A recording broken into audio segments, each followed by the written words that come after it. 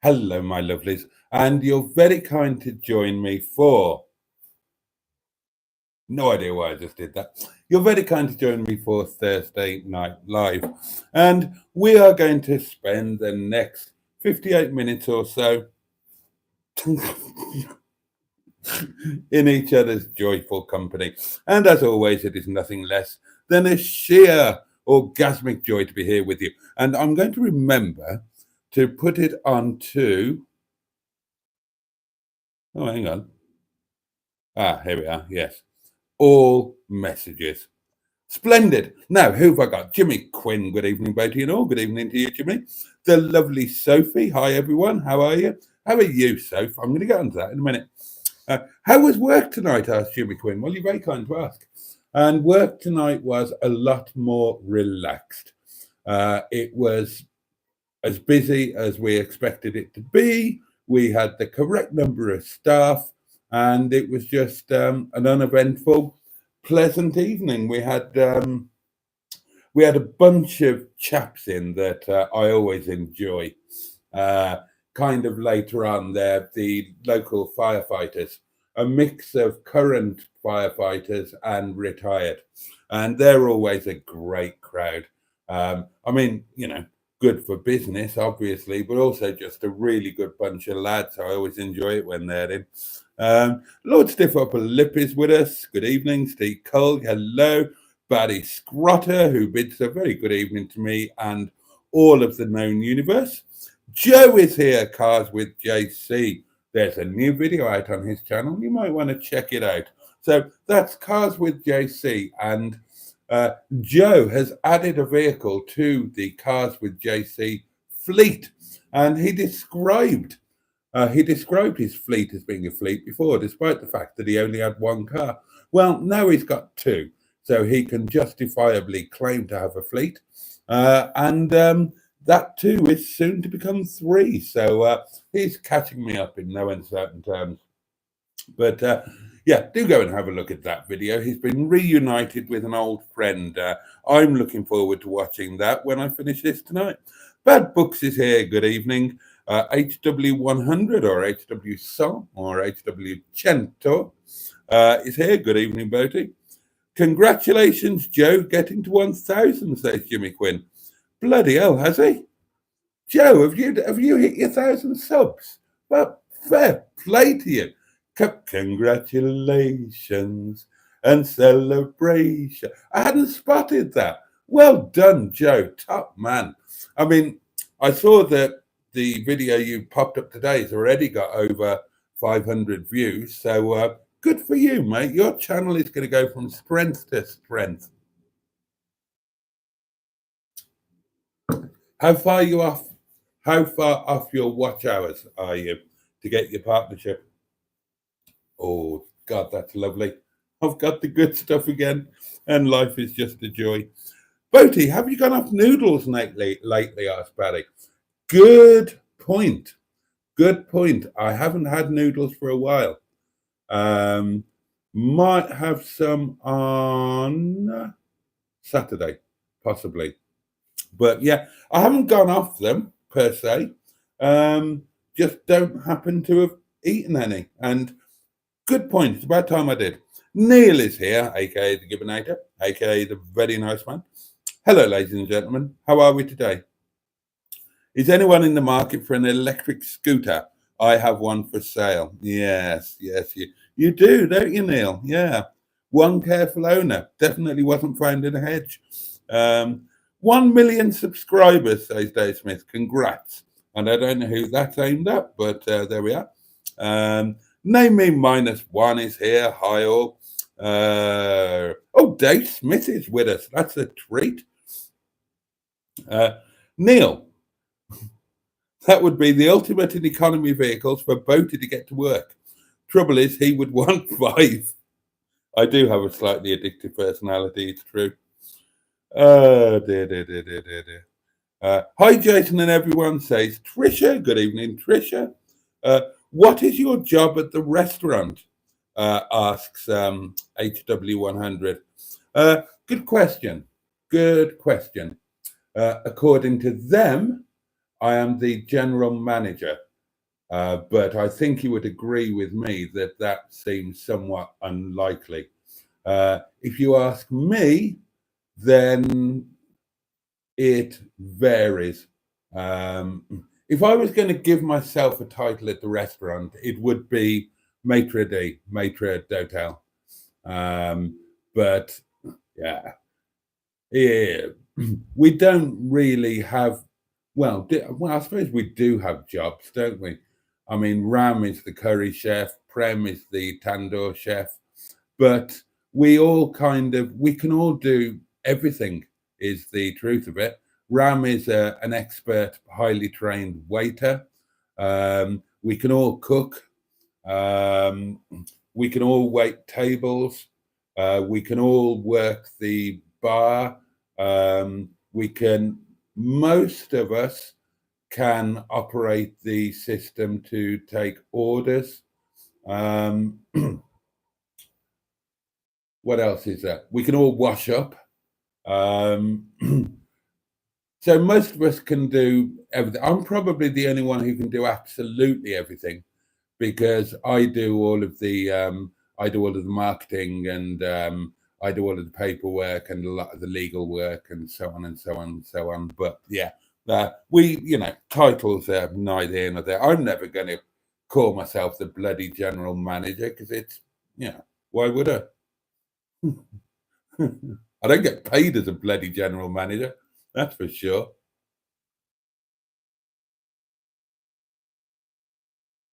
Oh, that's nice. That is nice.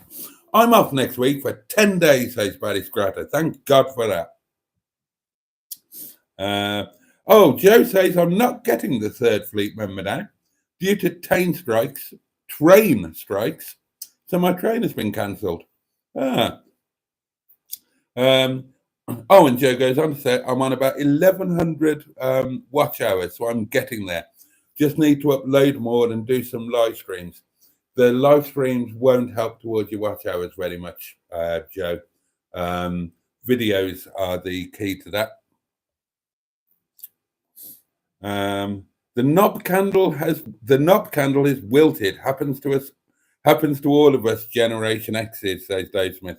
Well, it does indeed. Now, the knob candle, if you'll forgive the expression, it did actually expire last night.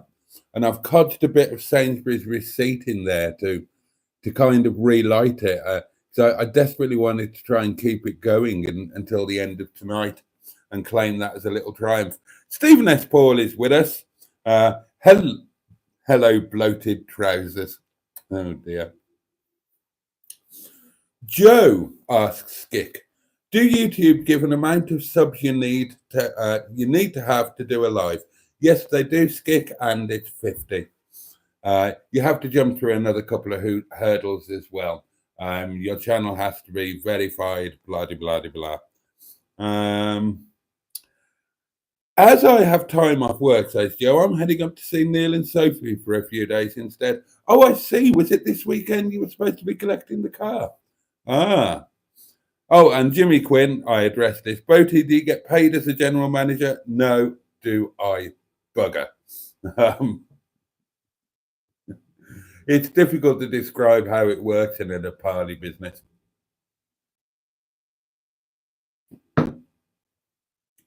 I don't even get paid as a bloody pot washer. Did the candle smell of wee? Amazingly not. A very good evening, Boaty and everyone, says Andrew Buttigieg, aka I was Spotty. My bloody phone decided to have a hissy fit. Uh, and Dino Dad is with us. Hello, peeps. Been busy working this fine Friday with the old headphones on. Jolly good. Right, darlings. Having caught up with the comments, tonight I would just like two things. I would like to remind you that in our community live streams, our little community time together, it is always okay to speak about mental health, your own, other people's, a general discussion, whatever. And I just suddenly thought, well, we haven't done that for a while. And so on that subject, I would like to check in with each and every one of you. And I would like to ask you sincerely, how are you? How are you doing? And I'd love it if you would let me know. And if you're doing grand, that's absolutely great. If you're not doing so well, it's okay to talk about it, and we are here for you. Lots of talk about this Fred car, says Skick. Do you know what's going to happen to it? Of course I do, Skick. Excuse me, I've just realised that the heating is turned off, and I'm getting a bit chilly.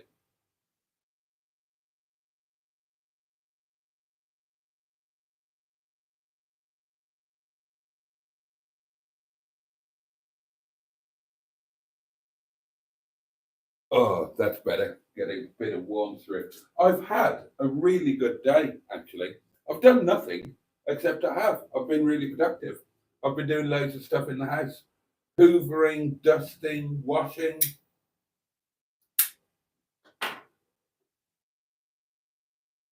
I've laundered 2 lots of bedding that have been sitting in my laundry basket for, God, I dread to think for how long, months and months and months and months. Yeah, I've done all sorts of things like that. I've done some admin work. I've had a productive day inside, so that's good.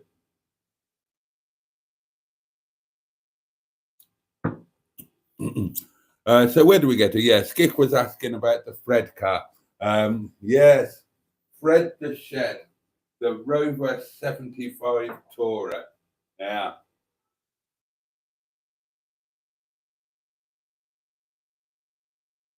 So here you go. Captain Mustard.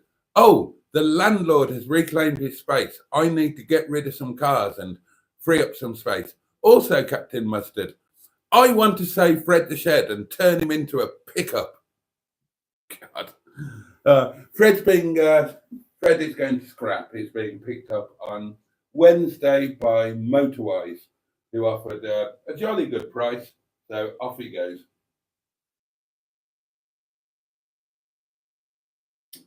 Best place for him. And I think I speak for all of us when I say he won't be missed.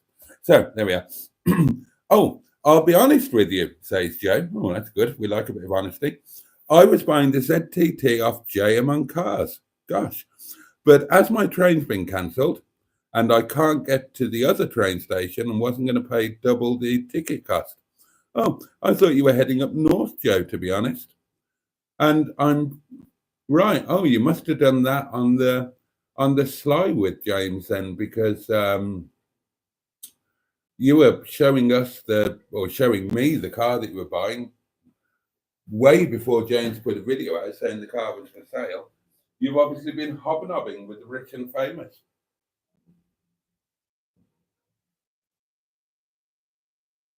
which is nice. I get to hobnob with Captain Mustard, who is becoming increasingly rich and famous. Although, to be honest, when it comes to me and Mustard, it's more the hobbing than anything else, to be honest. And long may it continue like that. And speaking of Mustard, here he is. Hello, everyone who is here, and hello to you. How was your live stream, my dear chap? Was it the normal madness? I did pop in for about 3 or 4 minutes when I was having a fag break.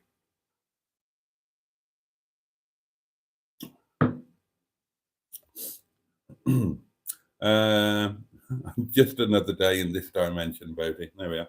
Oh, and Joe continues. And James needing the space quickly, it ended up not working out, which is a massive shame. But James being the top bloke he is, he sorted it out and refunded me. Oh, well, there we are.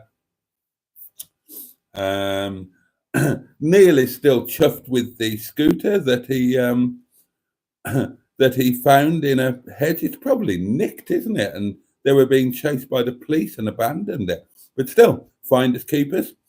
Hey, mustard in the kitchen. Boaty is in the kitchen. I am indeed. Or, well, yeah, I'm in the kitchen. Kitchen diner, whatever you want to call it. So, Jason, you were correct when you messaged me that evening. I see. I thought you'd be onto that. Joe. But I wanted it to be a secret, so I had to get you off the scent. Lol. You said you were scrapping Brian, another car still in the yard chase gig. Yes, I did indeed. I have bipolar, says HW100, but luckily not too severe. It's been 15 years, but still can't beat the panic attacks.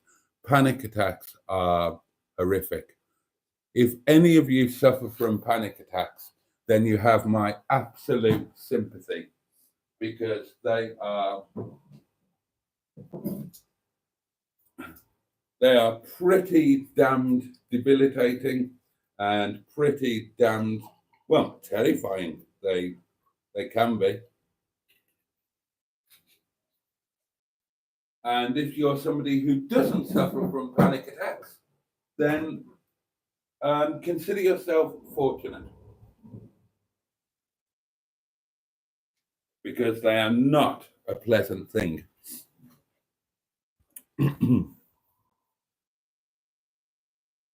Barry says, well, I'm off the, sertraline, and all seems good. I'm not familiar with that.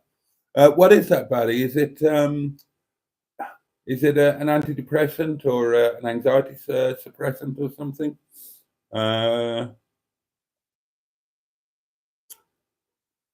Okay, right. Joe's explaining even more. I was buying a black ZT originally. That's the one I remember. But then the blue ZTT came on the market and was a better option, but ended up not working out. Gutted, as would have been a fab daily commuter, but these things happen. They do indeed. Name me -1. Haven't slept since Saturday due to a viral cough. Pissing out.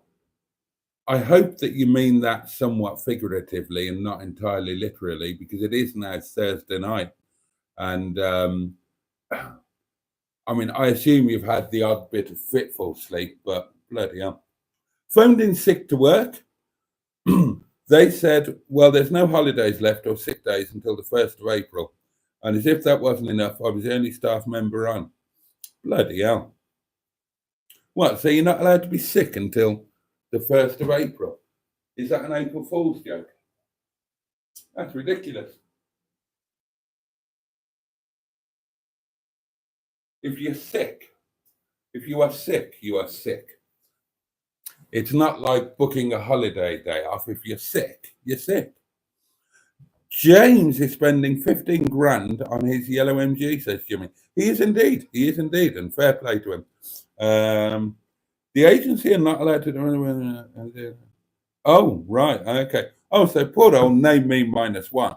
The agency are not allowed to do all the paperwork we have to do, as they don't have the clearance. So here I am, dead on my feet and coughing my guts up. Oh, you poor chap, or lady chap, because there's literally no clue in your name or your logo as to the doings of your doings, if you'll forgive me being personal. But you have absolute sympathy anyway.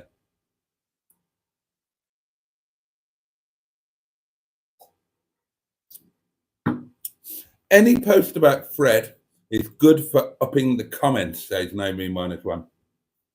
Yeah, have you seen the number of comments on that? On Mustard's video about it? Something like 100 comments or something daft. Take the Freelander instead, says Mustard. I will take the Freelander. I will take it to Wales, because the Freelander is a good and worthwhile vehicle, unlike Fred, which will only achieve any element of being remotely worthwhile when the scrap men come to pick him up.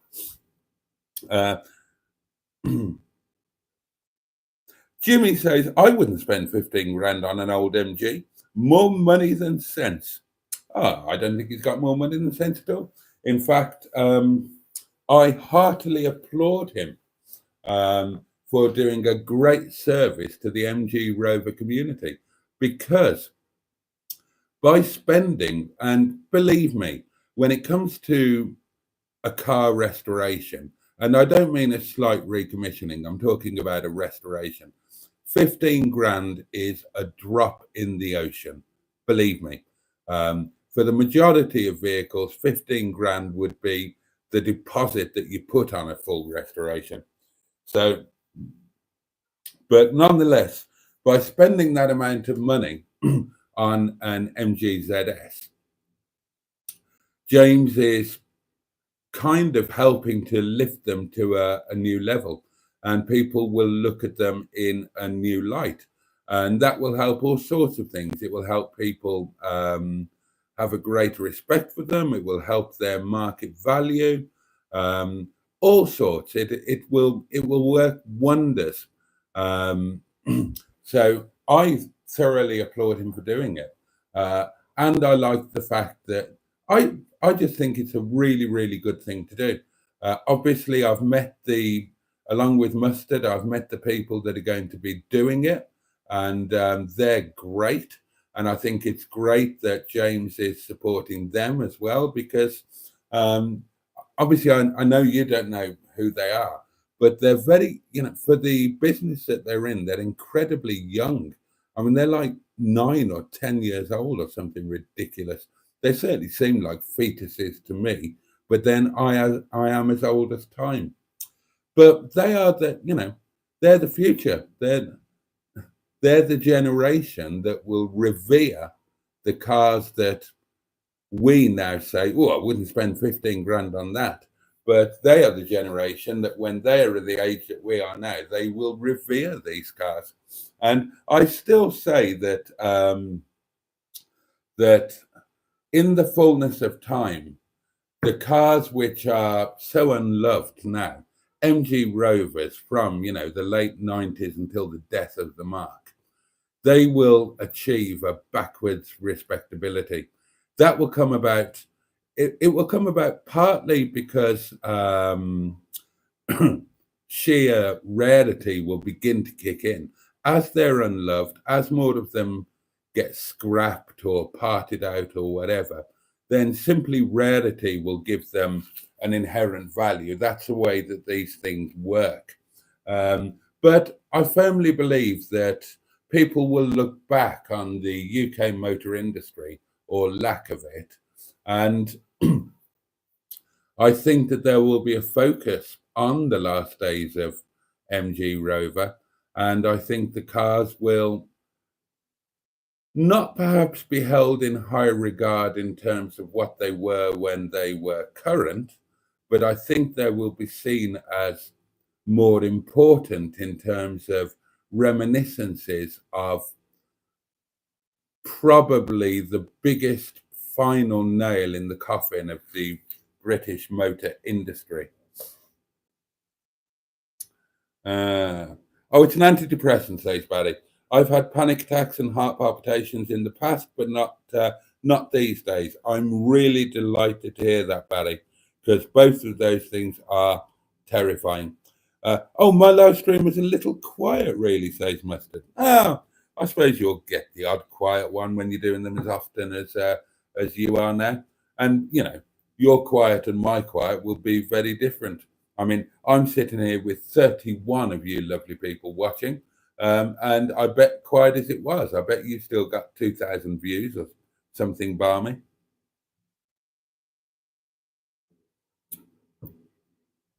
Neil says, Barry, sertraline is bloody horrible antidepressant. Doctors tried to get me on them. I won't lie, made me feel numb. So stopped taking them and threw them in the bin. Eesh, well, I mean, gosh, well, these things affect individuals individually and differently. But personally, I would say that if you're going to desist with or discard medication, then don't do it unless you've got other things in place or potentially in place. As you know, when we've spoken about this in the past, I'm not against chemical intervention. In fact, for chronic anxiety and depression, it's essential, because if I've said this before, if you've got a chronic imbalance within the ego, id, superego, then you can't fully mitigate that organically. You do need chemical intervention. It's chemicals that are causing the problem, and you need chemicals to battle with chemicals. But also, as you know, when it comes to reactive anxiety and depression, I'm a huge fan of doing everything possible to manage that organically without resort to to artificial means. But don't think for a second that I'm against artificial means per se. I just wonder if they are somewhat overused or sometimes misprescribed. I mean, I'll tell you a very personal story. A very personal story. Um, And this would probably be more relevant now than it was at the time. When I was a young man, in whatever age I was, and emotionally immature, and so on and so on and so on, then I think it was my first real love affair, which was also my first engagement. Now, when that ended, as happened when extreme emotions are involved. Now, this is weird.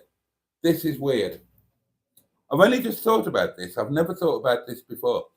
When I was injured and lost my athletic career, that had a long term depressive effect on me for 15 years, something like that. And I didn't even realize it at the time. That had a genuine, life changing, life altering, minute by minute, hour by hour, day by day, week by week, month by month, year by year effect on me for a long, long time. It's probably still there now at my advanced age, although I've probably learned how to put it in a box somewhere, or deal with it, or defuse the whatever. But when my first proper love affair finished, then that's a lot more. And I'm I bet you've all been there. I bet you've all been there. You've had your first massive emotional entanglement. You know as well as I do that the first love, you're convinced that they're the love of your life. They're irreplaceable. You'll never find anybody else. You'll never feel the same way again. And when it ends, you tend to be inconsolable. And the pain and whatnot is so immense. And of course, you're young, your brain hasn't fully developed yet. Your emotional maturity is certainly nowhere near developed yet. And you can't deal with it, can you? Go on, honestly, we've all been there, haven't we? And God knows, some people, unfortunately, will actually lose their lives over it.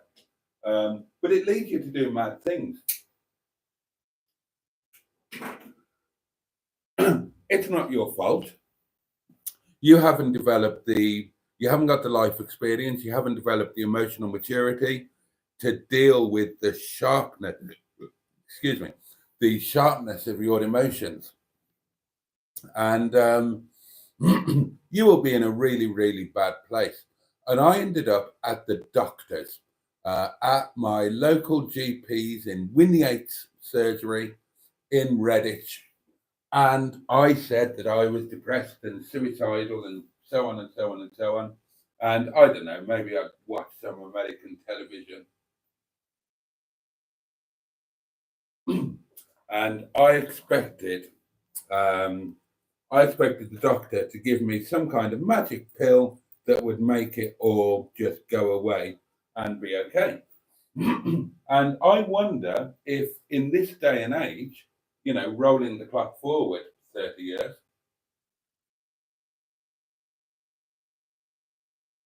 I suspect that there will be many, many occasions where that happens, where somebody comes in.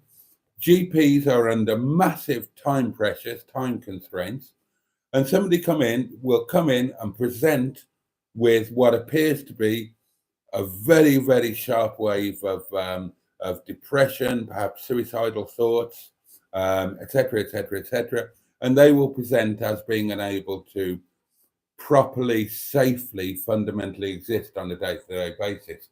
And I can perfectly understand that a stressed out, time-constrained GP would simply address the issue by writing a prescription for some mind-altering substances. And the thing with that is if you're in a reactive situation, and that is the solution to it, then that's always going to be the future solution, because you won't develop the tools to deal with it yourself.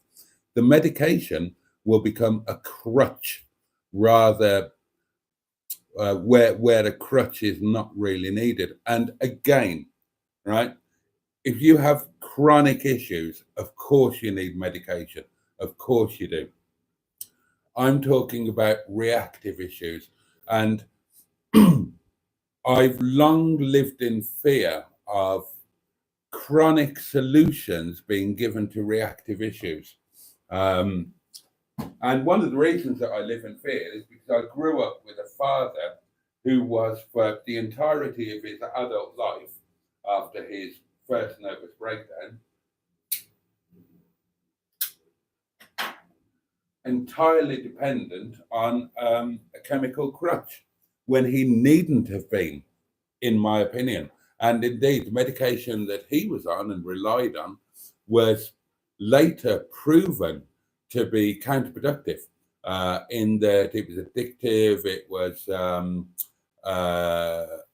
it caused more symptoms than it actually cured, and it became it became bad practice to prescribe it, and then it became unlawful to prescribe it.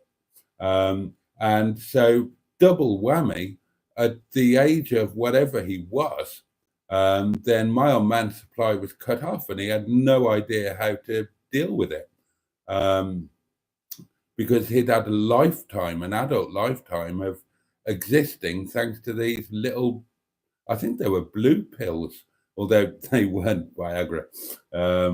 And he never, that was part of the mix that effectively killed him. But yeah, going back to the GP thing. So I went into the GP presenting with this. Thank God I had an old school GP with a bit of time and bloody wisdom. And he kind of sympathized a little bit and said, yeah, I understand. And then, very cleverly, because he kind of knew me, he started talking about other things. And, said, I'd started working at the car showrooms at this point, I think. Had I? Or was I just playing about with... Anyway, he knew about me and cars. And he talked about the bike a little bit to see how I was dealing with all of that. And I was dealing with it okay, or I presented as dealing with it okay, because I had no idea how deeply it was going to affect me over the forthcoming years. This was quite early after I was forced to retire. And then he started talking about other things, cars and everything. And I got really enthusiastic and talked about what I was looking forward to, what I was doing, this, that, and the other. Without realizing it, he'd got me to show that that I was distraught over my first proper love affair, which anybody and everybody would be, but that actually I was fine. I was fine. I was still getting excited about other things. I was excited about the future, you know, and he kind of, well, he certainly didn't prescribe me anything at all. He just gave me some old fashioned, like fatherly type wisdom and advice and sent me off. And of course, he was quite right to do so. Um, you know,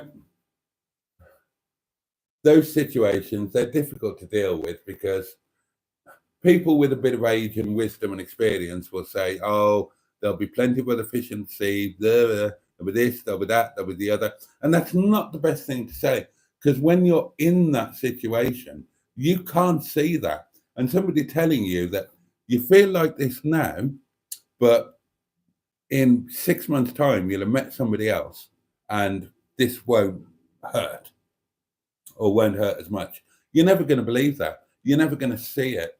You're not even going to see the possibility of it. You have to deal with it in a different way. It has to be a kind of distraction type of thing. You have to help or encourage the person to compartmentalize that and do anything else, whatever else it is that they do that gets them through day to day, and gradually things will lessen. And we still have to do that as adults, don't we? I mean, that's how you deal with bereavement, but that's kind of a very different thing. You deal with the sharpness of it. You do what you need to do to get through, and gradually, although the ache never goes away, the sharp pain does. And yeah, anyway, let's get back to some comments, shall we? Andrew, our friend Andrew, says, to tell the truth, at the moment things could be a whole lot better. Long story short, mum back in hospital again. My brother may have cancer and is an alcoholic, and I haven't been to work since late January.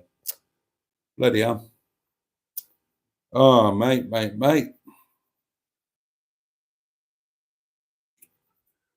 Well, back to what I've been banging on about for ages. As much as anything, that's what this thing is all about. Nobody here is going to have a solution, but we've got ears and to listen, and we've got shoulders to lean on. And I'm really sorry that you're dealing with that. And I hope that, what can you hope for in that situation? You hope that the situation improves. You hope you have the strength to get through it without it destroying you. All of these things, all of these things. I mean, when we've spoken about these things in the past and in the present, and I mean, what comes out is that we all understand and that we all send empathy and love. Oh, and Andrew goes on, and that's due to depression and anxiety attacks. And again, understandable, but you know, well, I mean, there is no but, is there? It sucks. It's a horrible thing to have to deal with. But as we march through life, we have to, don't we? And I don't know, neighbour's home.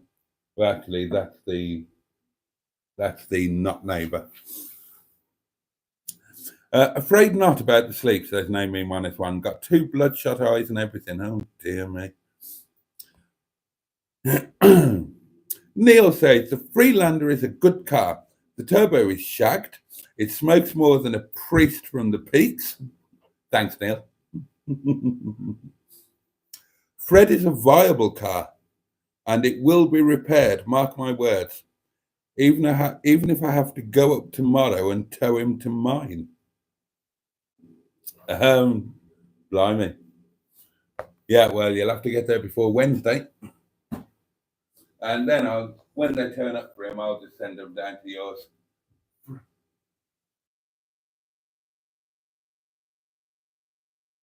Seriously, What is this obsession with saving Fred the Shed? What is the obsession? There are plenty of other more viable cars out there that need saving. And but as I say, to all of you who want to do the hashtag Save Fred the Shed thing, then buy him. Buy him. You can have him for scrap money plus a drink, and then if you don't want him yourself, give him to Mustard. But put your money where your mouths are, and buy him, because remember, Fred the Shed is not Mustard's car. Fred the Shed is a company car. In other words, he's my car, he's the unknown banker's car, as well as being Mustard's car. So we've all got an investment, and we've all got a say. Now, we don't want to save Fred, only Mustard does. So if you genuinely think that Fred is worth saving, buy him.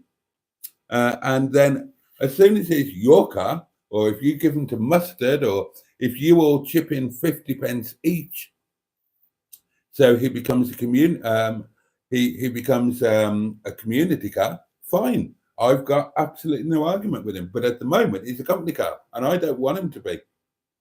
I would rather that money was sitting in the bank, because I see no worth in Fred whatsoever.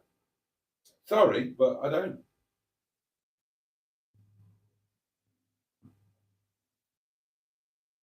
If you want a over 75 estate, there are loads of others out there. Fred is just too far gone.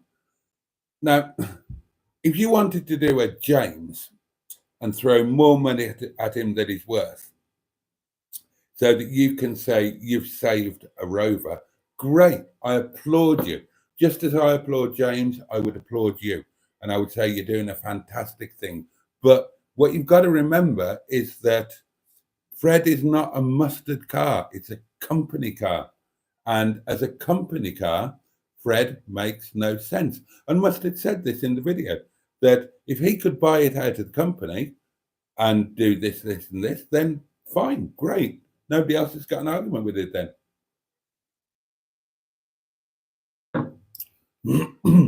How many cars does JM have? Asked Barry. Haven't got a clue. No Me Minus One says, and the Freelander can just about do Wales speed limits. The Freelander is a lovely car, and I'm going to prove that. Oh, Skick has got some words of wisdom. Andrew, it will pass. The clouds will move. Everything changes, pal. And there is quite a lot of wisdom in that. Things do pass, including people, sadly, but things do pass, clouds do part, and however gloomy the sky might seem, there can always be a blue sky tomorrow, I guess, and we have to cling to that. Fred is definitely a savable car, says Joe. Then save him. All of you people saying save Fred should be saved, you do it. Don't ask me to do it. I don't want to. The unknown banker doesn't want to. Okay? So if you all want him to be saved, club together, all throw in a couple of quid, he can become a community car, and you save him. Don't ask me to.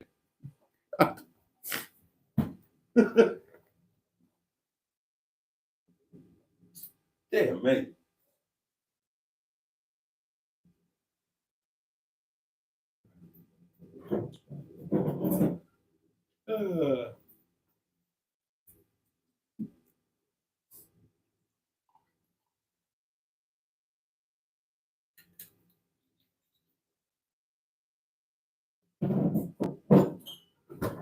To be completely honest, I would love somebody to. I'm not immune to Mustard's arguments or Mustard's sentiments or emotions.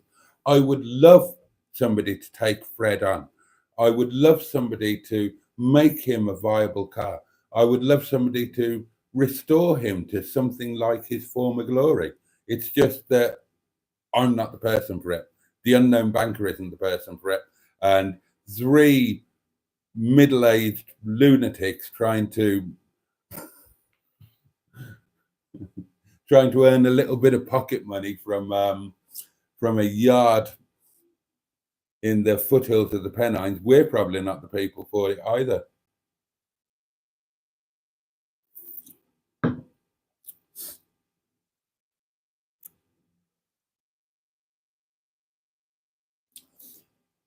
Stephen S. Paul is trying to flog a moped or a Toyota Celica GT something just to clean out for a customer. 12 Hondas and Puch mopeds, along with an 87 Celica ST with 59,000 original miles, all garaged. We all just want to come and live out our fantasies at your place, basically, Stephen. Fred needs saving, says Andrew. Another one. Wish I could be closer and be able to give a hand. Done some body work and painting previously on some of my old bangers. Well, don't worry about not being far away. Just get some of you to all chuck £1 in, buy the car. You can all jointly own him and you can restore him to your heart's content.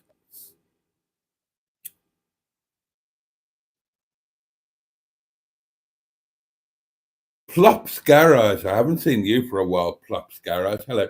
Is Mustard doing a live stream? Not at the moment, I imagine.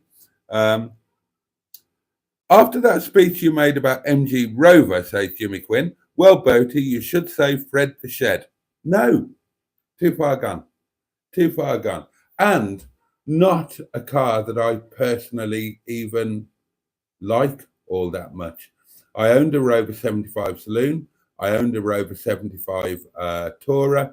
I will never own one again. Didn't like them. I don't like the styling. I would have a ZTT, and I already own a ZT, and that's going nowhere. Believe me, I love Stigbert, but no, not for me. And it's just too far gone. It's too far gone. It's not viable. You could only justify doing Fred if you did it, as Jimmy Quinn has just said, if you did it on a more money than sense basis. There's no argument for saving Fred other than a purely emotional one. And I understand that. I understand Mustard's argument.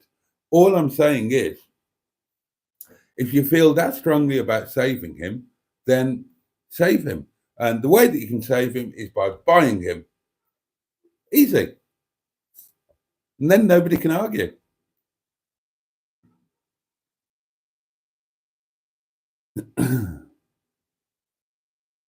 Oh, God, Neil's on it now. Exactly. Save the bloody cars, not bin a running and driving car off, says Neil, who quite recently scrapped Rover, an MG ZT 1.8 turbo that probably could have been saved. But there we are. And if I remember rightly, Neil spoke quite ardently about the sense of scrapping it rather than sticking a new engine in it. But there we are. I'm sure that those circumstances were entirely different and that Neil was justified in scrapping what looked like an absolutely lovely and rare specification 1.8 turbo, and then telling me that I should absolutely save a complete howling munter of a dreadful shed of a 75 Tourer that nobody loved when they were new and nobody loves now.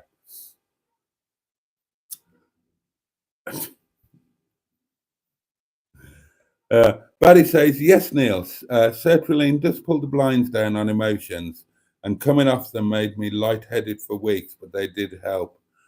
Yeah, well, I suppose sometimes you need that curtain, don't you? I needed them badly, goes on Barry, but I do think doctors give pills out like sweets. Yeah, that's kind of what I worry about. I'm the first to say scrap or get rid, says Skick.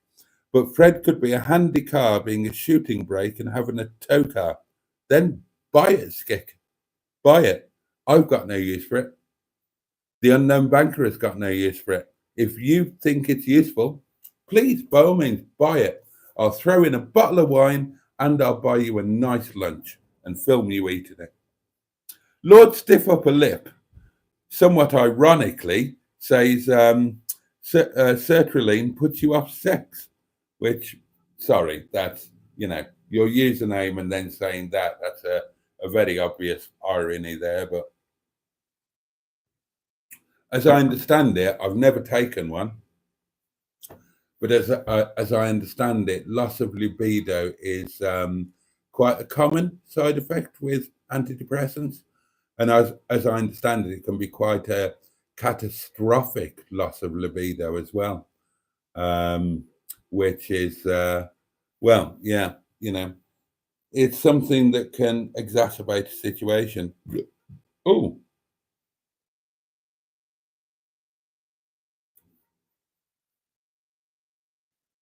Neil, talking about your experience. Honestly, when you say that you had no joy or anything in life, the pills got thrown away, and you just went out on your bike for a good run and it cleared your head, that suggests to me that you were suffering from reactive issues rather than chronic. And you were, as I've been talking about, you were misprescribed the drugs in the first place. If James can spend 15 grand on an MG, you and Mustard and the banker can spend 2 grand on Fred the Shed, says Jimmy Quinn. No, we can't. We really can't. Dear God. I mean, if you want me to be serious about that, then of all of the MG Rovers of the period, the car that James is spending the money on, and he spoke about this in the video, is going to be probably the one of, if not the most desirable of the whole breed. Remember that the MG he's spending the money on is a ZS 160, and that is going to be, it's already an important car.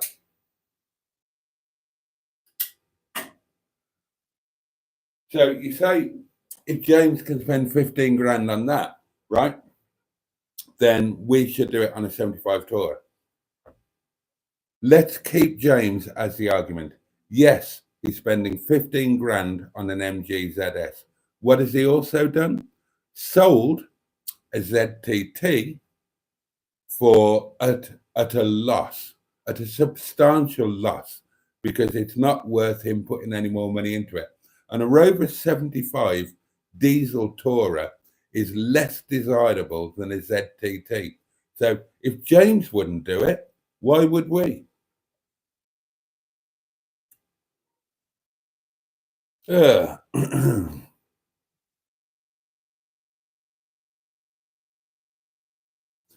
Skick says that's the biggest mind-changing thing you're drinking now, Boat. Presumably talking about wine, and God love it. Yes, I agree, Skick. I agree. It is a mind-altering substance, whatever you want to call it. And I enjoy it so much. At least it tastes good. Sherry K is here and says, hi, Boaty, and hello to you. Thank you for joining us. I am here, everyone, says Sophie. How has everybody's day been? How's your day been, my lovely? I've been through my whole life with the view of mind over matter, says Barry, dealing on my own, and I think it just all caught up with me. Yeah, absolutely, that can happen. We've all got a breaking point. And I think, as much as I think that in the current day and age, then there's too much emphasis on giving what I consider to be normal parts of life. They're now things. They have titles.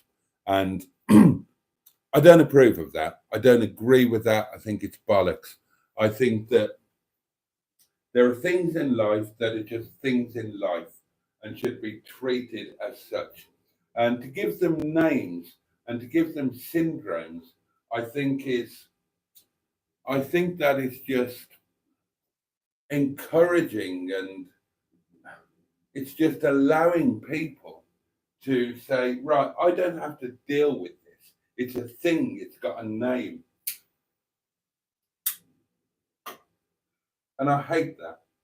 I absolutely hate that. You know, life is tough, life is unfair. And I believe that if you try and allow people to have this notion that life should be fair, that you should experience every day free of pain, free of worry, free of anxiety, you're doing them no favors at all, because that's not what life is. Life is, life can be, and life is an amazing thing, but it's not an entirely downward slope. It's not an eternal ladder. There are snakes all over the place. And it's life is a roller coaster, as I think somebody once said. And I don't think you're doing anybody any favors if you say that anything that is a slight downward trend in life, you give it a name, you give it a syndrome, and you tell people they don't have to deal with it themselves because it's a medical thing. Bollocks. Bollocks. It's part of life. It's part of life. But equally, I think that that seesaw historically went too far the other way. And I think that historically, people were expected, especially men, if you'll forgive me, were expected to be stoic and expected to have stiff upper lips and expected to be men and get on with it. And I think that that is absolute bollocks too. I think that the truth and sanity lies somewhere in the middle.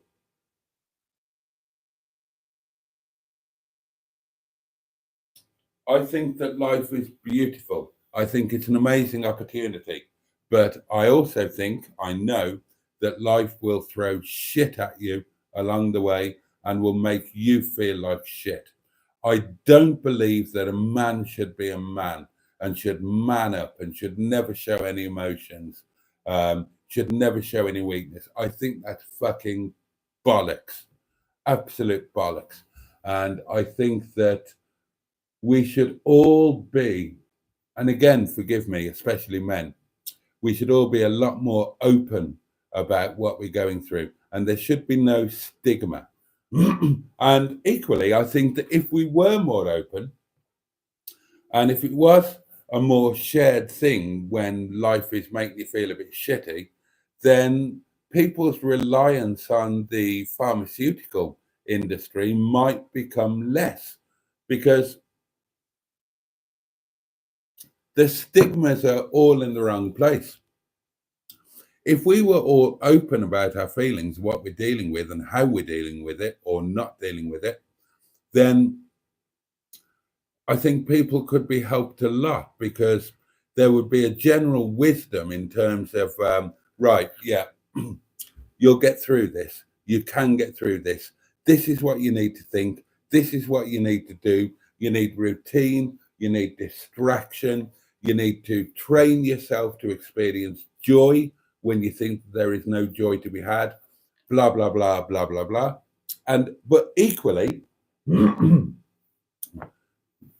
it would be out there, and we would sort of say, when it was appropriate, that, okay, look, don't keep trying to battle this. There is no shame in mental health issues. You've tried to battle this organically. You've tried to battle through it. It's too much for you now. Please seek help. There is no shame in it. There's no stigma. Seek help. And even, suggest how, ways to do it. And I just think that would be healthier all around.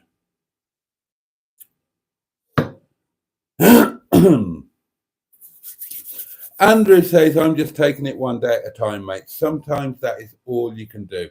Tell yourself that all you've got to do is to get through today without doing anything mad, without doing anything that's going to be hurtful to you or to those around you, and literally take each day at a time. But I would add to that, going back to the emotional and chemical battle between the ego and the id.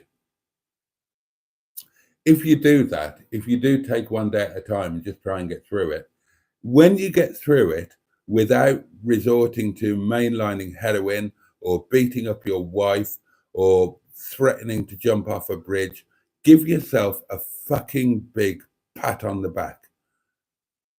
Don't hesitate in doing that, right? When you're trying to go to sleep, or those last few minutes before you close your eyes, say, I've done fucking well today.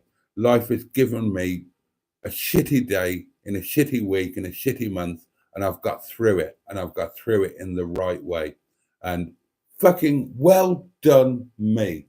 And that might give you the strength to get through the next day in the same way, or possibly even in a better way. So don't underestimate how bad it can be when life throws these shit at you, and don't stint from patting yourself on the back and giving yourself some kudos if you do get through it, because you often won't get that from anywhere else. Don't be afraid to do it for yourself. Most people won't know what you're going through, so they won't know what a triumph it is when you successfully get through that day that could have buggered you up entirely.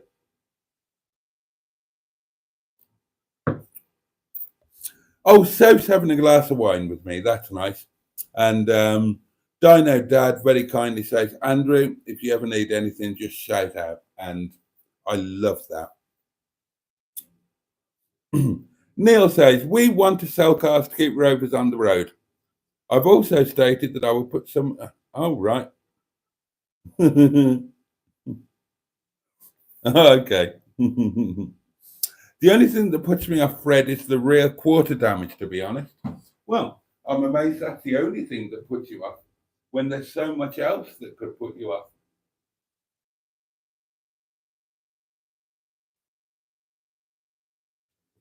There's more than the rear quarter damage that puts me off. There's the paintwork, there's the interior, there's the engine. Admittedly, the rear suspension and the sills are in good condition. It's just everything else. Sometimes you can't save them all, remember, says Soph. Yeah. Andrew says, if Fred has no substantial rust and it's only cosmetics, then Fred is viable. But for who? You're not going to buy it. Even if you're in the UK, you're not going to buy it. Boaty wants Fred dead, says Stephen Espel. I do. I absolutely do. Mustard says, I love how annoyed you're getting by this. Am I?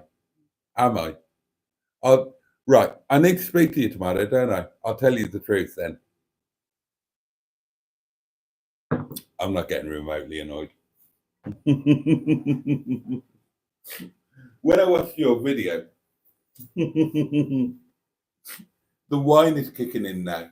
When I watched your video, I thought, yeah, he's right. We can't turn him into a bloody pickup, but we can't scrap him either.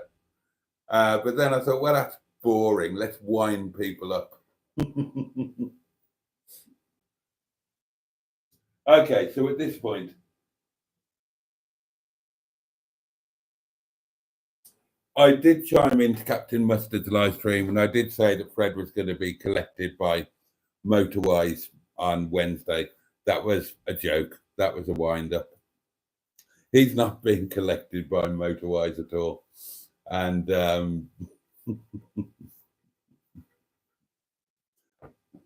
I would love Fred to be saved. I just wish it wasn't us that had to do it.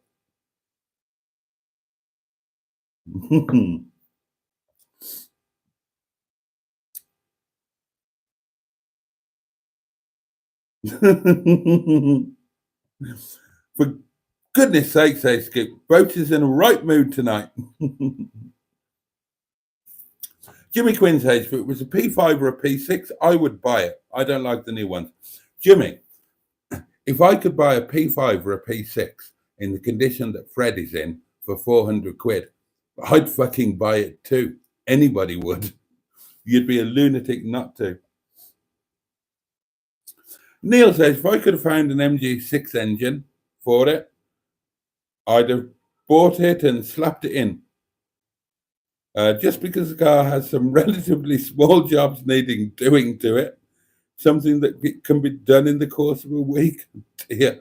I guess the difference with Bruce, Neil spent a lot of money saving it, and the car went off to save other cars. It wasn't scrapped.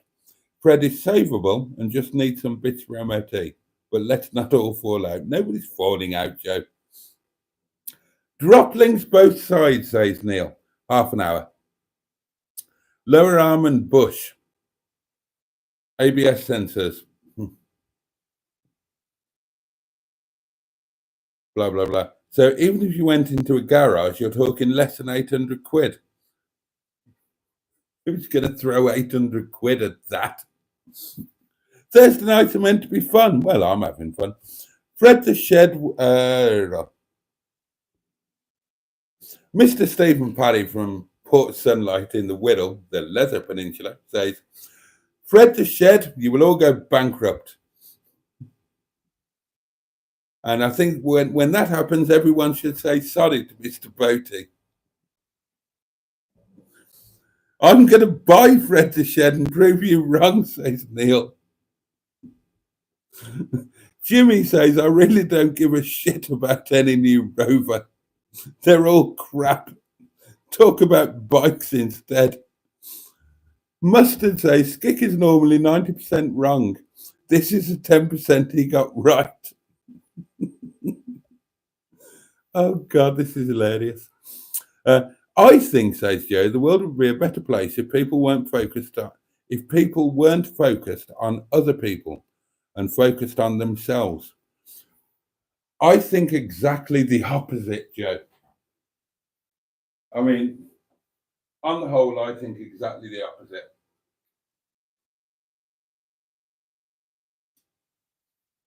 People thinking about themselves and not other people is the reason why Ukraine is invaded and people are dying and lives are being destroyed.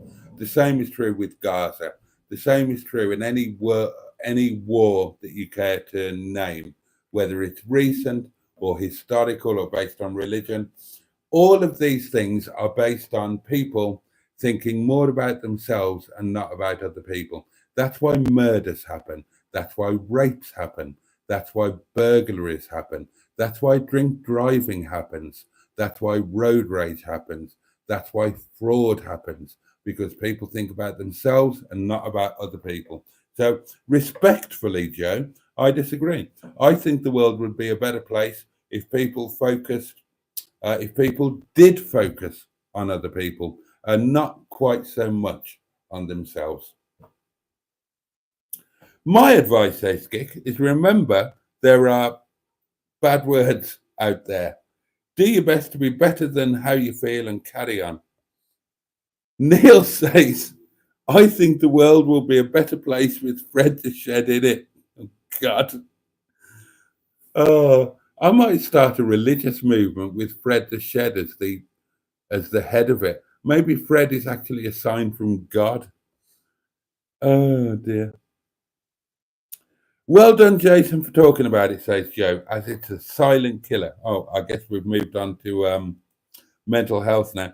The trouble is, Boaty, says Andrew, especially here in ours, is the blokey culture is so ingrained, too ingrained.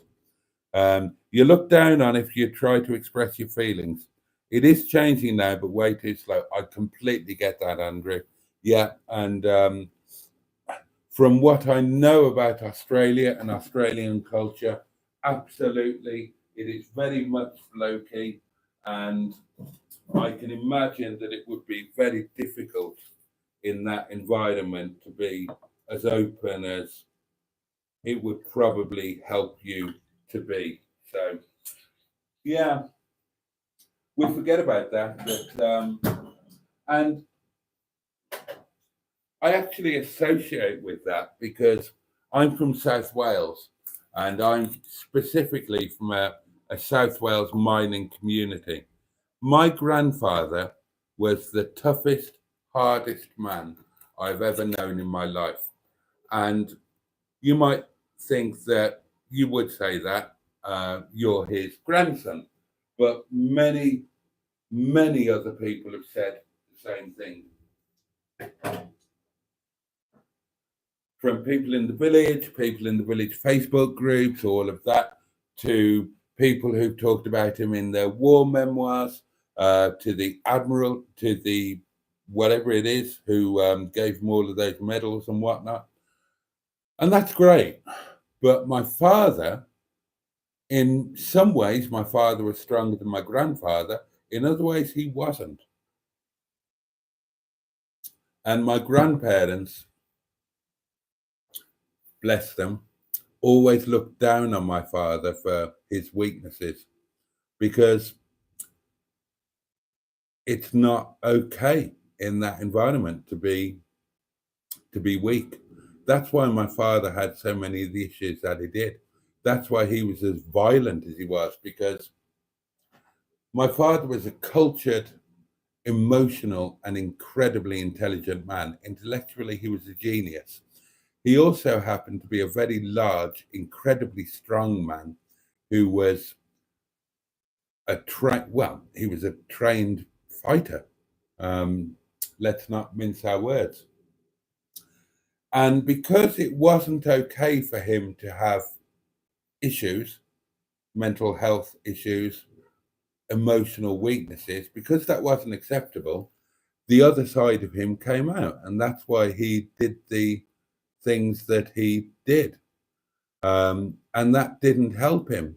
And it certainly didn't help the people that he hurt or killed. But hey ho, there we are. So I understand the Australian thing.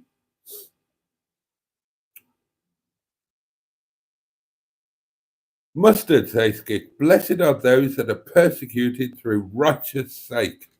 I agree with that. Gosh, we've gone on far too long, darlings. We've gone on far too long. Start saying your good nights. I'll work through the comments and then we'll all bugger off. When I go to bed, says Jimmy Quinn, I say to myself, I've done fuck all today and I'm still alive. Oh, Boaty, you are cheeky, but I still like you, says Andrew.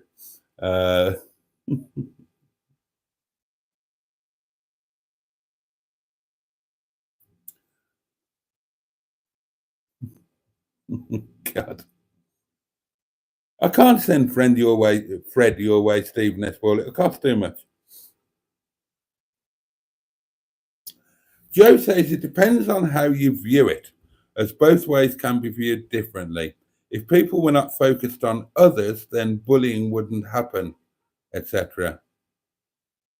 Okay, yeah, fair point. Yeah, you're quite right. Let's talk about Yachts 24 that nobody gives a fuck about, says Skick. Is that still a thing, Yachts 24? 2024 is the year of the Fred, says Stephen S. Paul.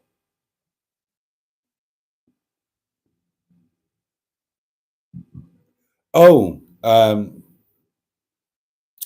yeah, Skick. I have actually seen what you're talking about now. I watched the end of Simon's live stream on Monday night.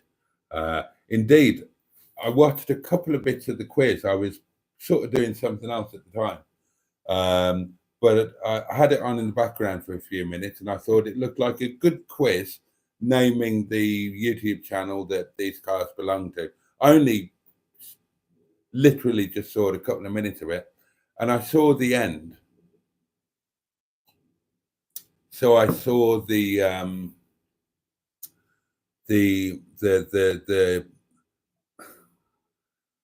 I saw the bit of video where Tommy Dapper was rapping and Norman Butler was dancing, and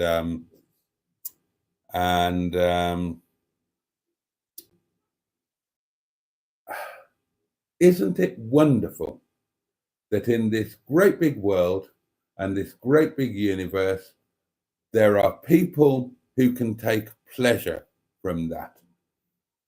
Isn't that nice?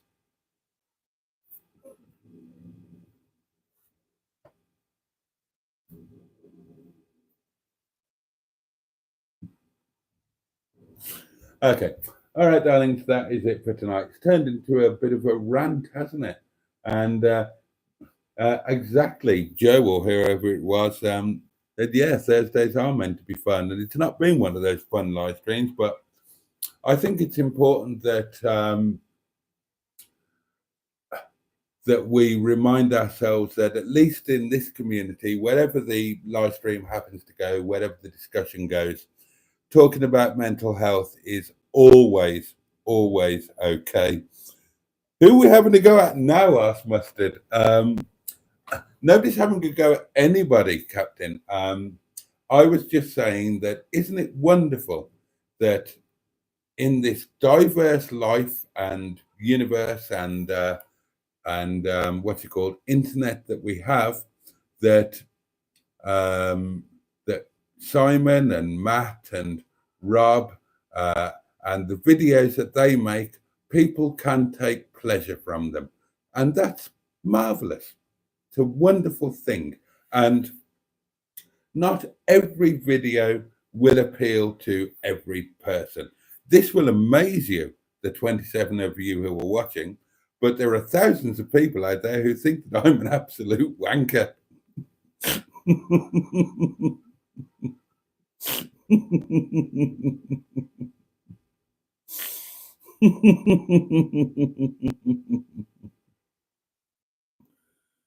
Oh, don't forget, Boaty, it's Joe's birthday. When? When is it Joe's birthday?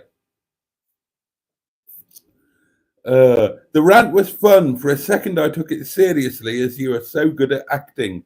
It can be hard to tell sometimes. We like smashing pistons and crumpet cases. So do I. I think they're wonderful. Absolutely. Well, actually, I mean, if we're going to talk, we're not going to talk seriously about that, but it's time to go. But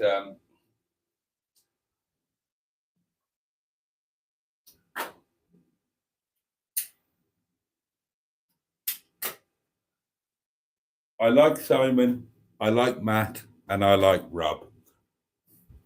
And I don't care if Matt has said things about me on a live stream, if somebody told me that he had. I don't care. I like them. There you go.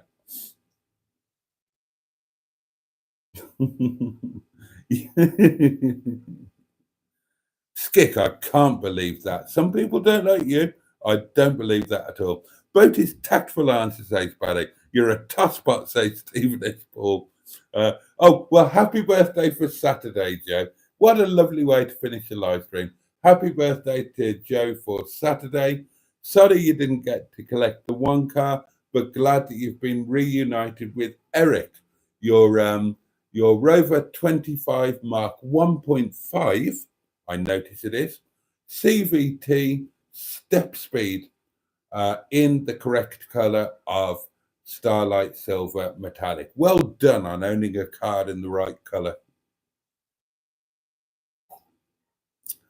We should have a live on Saturday. It's Joe's birthday. You are a wanker, but I like you, says Jimmy Quinn. We know you're a wanker, Boaty, but we still watch your shenanigans, says Andrew. Actually, we should have a live on Saturday. Sod it. Let's have a live on Saturday, shall we? Shall we? Shall we do 11:30 till 12:30 and have a fun one to make up for tonight being a bit of a rant? Yeah, let's do it. Sod it. Saturday night live. There you go. Joe probably won't turn up. He's probably got better things to do on his birthday than arse about with us. But we will do it. Well done, Jimmy Quinn. We will do a live on Saturday night. Mustard says, Skick, if you're doing a live, I will join in. Just as long as you don't mind me disagreeing with 90% of what you say. Like Matt says, Skick, he was on about taking him to court a month ago. Well, actually, that was Simon. But I do like Matt. I do like Matt, and I do like Simon, and I do like Rob, and I like most people, to be honest. Oh, yeah, Boaty's Easter Live. Yeah, because, of course, Easter Sunday. Yeah, we should definitely do a live on Saturday night, 11:30 till midnight or thereabouts. We'll see Easter in, and we can celebrate. Oh God, I don't know. We can celebrate chocolate eggs or shagging bunnies, or you know, we can even talk about Jesus if you really want to. Oh, Ben's arriving just in time to say goodnight. Oh, okay, right. We are on. Joe's going to be there. Joe's birthday live, Saturday night, 11:30. Don't miss it. Alcohol mind changer, says Skick. Yeah, probably. No, honestly,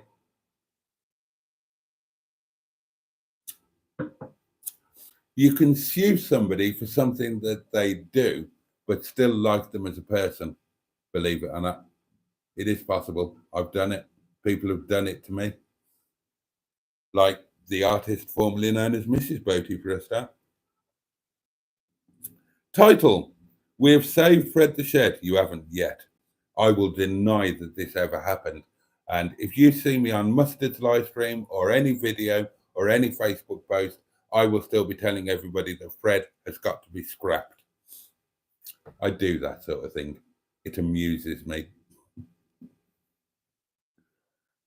I like Simon too, says Joe. No point dwelling on the past. Simon's a good chap. Matt is basic. Matt's a good chap as well. Roxy, they're good people. They're good people. There are always going to be personality clashes.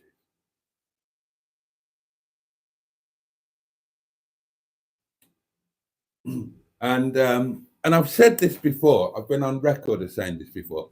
I love the fact that obviously Simon, Rob, Joe, sorry, Simon, Rob, Matt, they used to be part of my community when we first started our community, and they've kind of branched out of it and they've got their own thing going on. And I think that's great.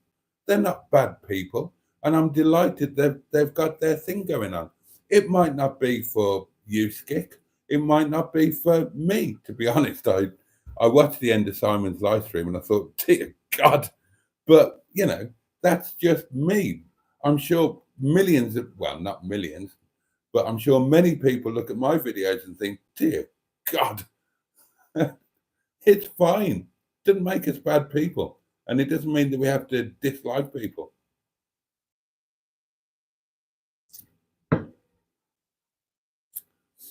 Oh dear. We will. We will all sing you happy birthday, Joe. 23, you fucking fetus. I've got shoes older than you, Joe, says Jimmy Quinn. I've got underpants older than you. Ben says, Eric versus Sheeson. Twin test comparison. We could do. Sheeson would win. And I'll tell you for why. Sheeson is a Mark 1. Eric is a Mark 1.5. Sheeson is a higher spec. And Sheeson is a 1.6. Stephen S. Paul says, you guys are all great people. You just have fucking awful tasting cars. Oh, and the title from Ben. I don't know what occurred, but I like it anyways. 23. Okay, here's a question to think about. Would you want to be 23 again? I wouldn't. No, I wouldn't. I couldn't go back to being 23 again. The world wasn't making sense to me at that age. God almighty, it's 25 minutes past. Oh, is Eric also a 1.6? Oh, seriously, Joe. That is the CVTs. They're kind of a dying breed, and they're going to be important. So I know you don't need me to tell you this, but you've got quite an important car there. Isn't it like still super low mileage as well? I know that your family member hasn't looked after it in the way that you did, but yeah, important car. So I'm glad you've got back hold of it. What do you want, Boaty Skick? Oh, what do I want? Well, I want to finish off the bottle of wine. I want some supper, and I would like.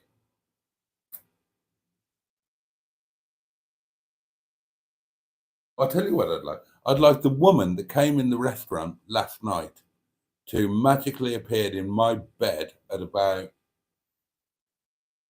15 minutes. No, not my bed. I'd like her to appear in my bedroom at about 9:45 tomorrow morning, bringing a bacon sandwich and a cup of coffee and a nice fresh jar of Mr. Boaty's pottering lube. That's what I'd like. Oh, and then I'd like to become an amazingly rich and successful YouTuber. Thank you very much. If that's not too much to ask. 26,000 miles. Blimey. Well, I don't know, Joe. Check out your paint code and see if it's. I'm sure that Sheason is Starlight Silver Metallic. So I bet they are. But we can always check. I thought it would end up with pottering, says Andrew. Most things end up with pottering in my experience. Right. I must let you go, darlings.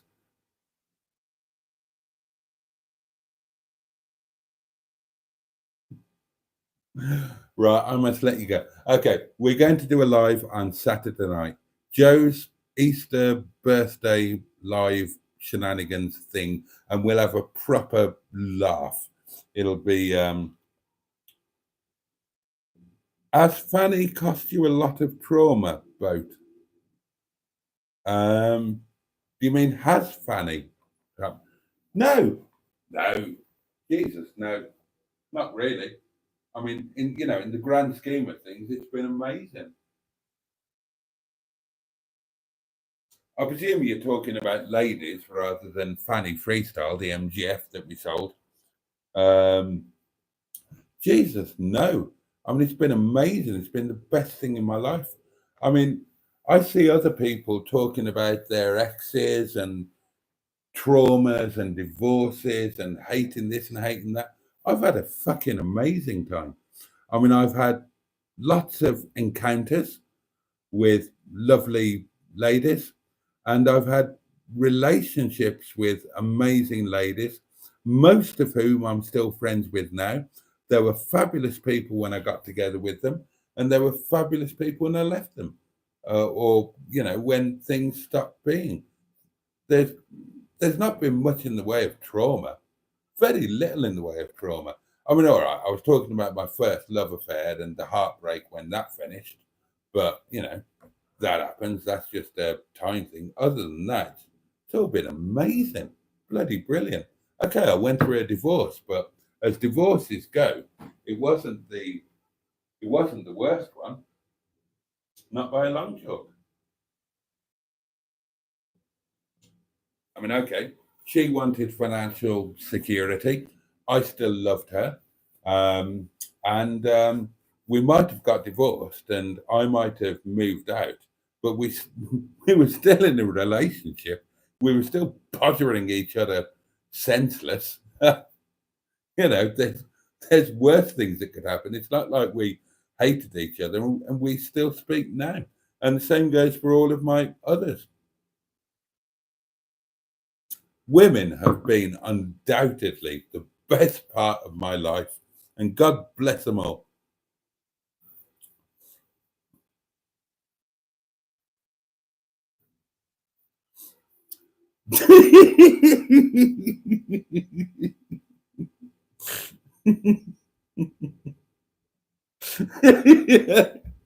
Ivor Spotty Butty, Andrew Butty Gig. You win the internet with this comment. I'm screenshotting it. It's going to be the title. And the weird thing is, I've sung this. I've sung this song on stage as part of a duet. Andrew is saying in musical notes, to all the girls that fell off before. Comments like that make 18 months of live streaming totally worthwhile. I love the fact that we've got this space together, this history together, that comments like that can be a thing. That comment is going to make me happy for the next 3 days. To all the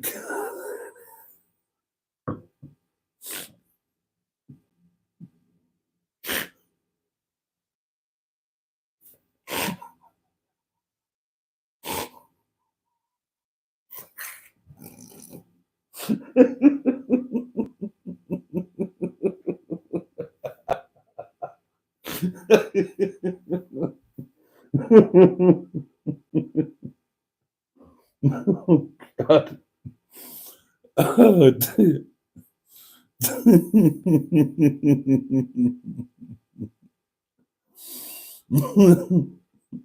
The painted pending side shuffle and ram as well. Oh God, that's been a thing since I was 21 or 22. How old was I when I lost my virginity? Oh God above.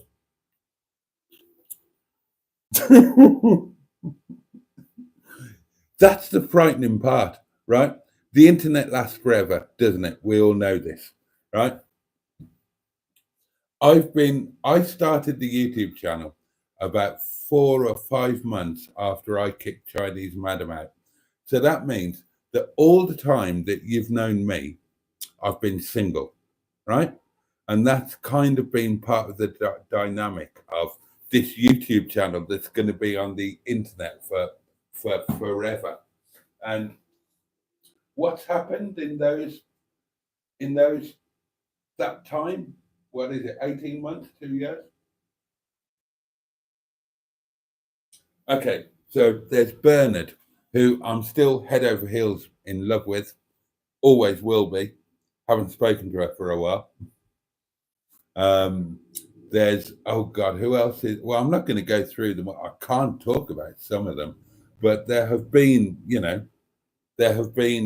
periodic, temporary.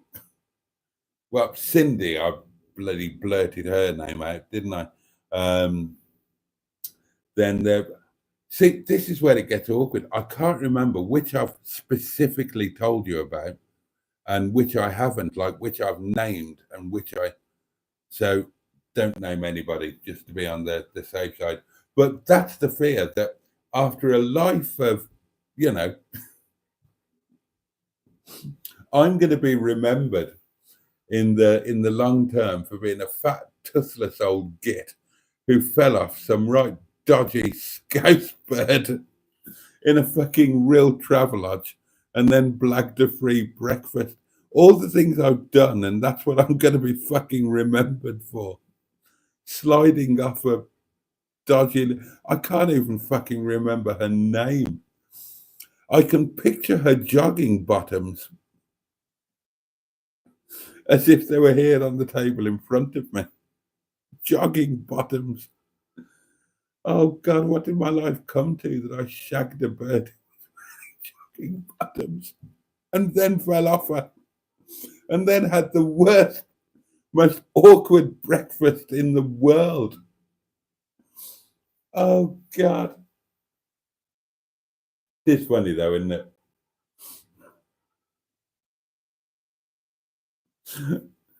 Oh dear, dear, dear, dear, dear.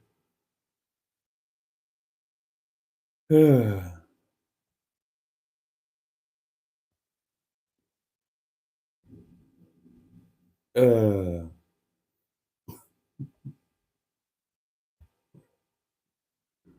yes, Ben, and got under the covers with a very, very, very nice man. I forgot we did that.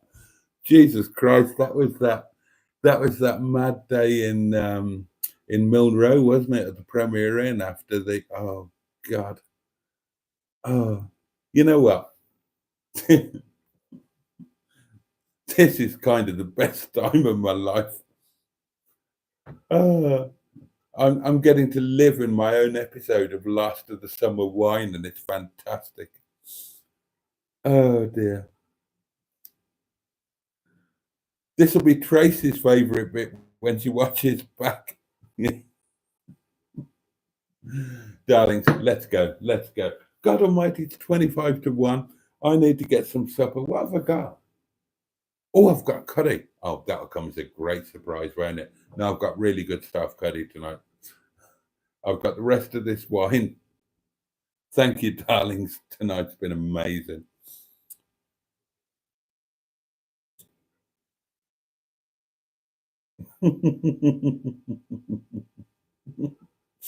Right, that's it. Thank you so much, everybody. Join me Saturday night, Joe's birthday stroke Easter Live, 11:30. Don't miss it. We're going to have a great laugh. My heart goes out to all of you, especially those of you who are paddling your way through troubled waters as best as you can. And I wish you every bit of strength and luck.